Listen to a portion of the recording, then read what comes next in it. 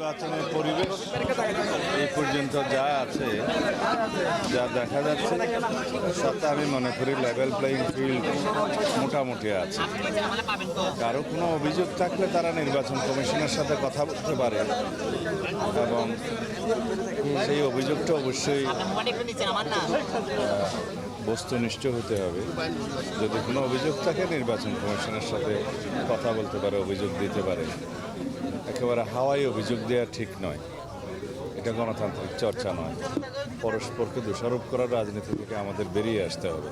তিনি 2024 ছাত্র গণ অভ্যুত্থানে যারা শহীদ হয়েছেন তাদের মধ্যে যারা প্রথম দিকে শহীদ হয়েছেন, শহীদ আবু সাইদ, তার কবর জিয়ারত করার এবং দ্বিতীয় শহীদ ওয়াসিম আকরামের কবর জিয়ারত করার পরিকল্পনা আছে।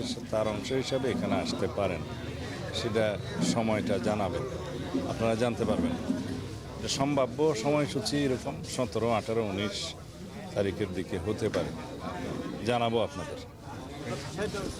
নতুন এবং ফিরে আসা গ্রাহকদের জন্য নগদে চলছে ক্যাশব্যাক সহ প্রতিদিন হাজারো উপহার জেতার সুযোগ। হবে আশা আর ফেরা, সারপ্রাইজ সেরা।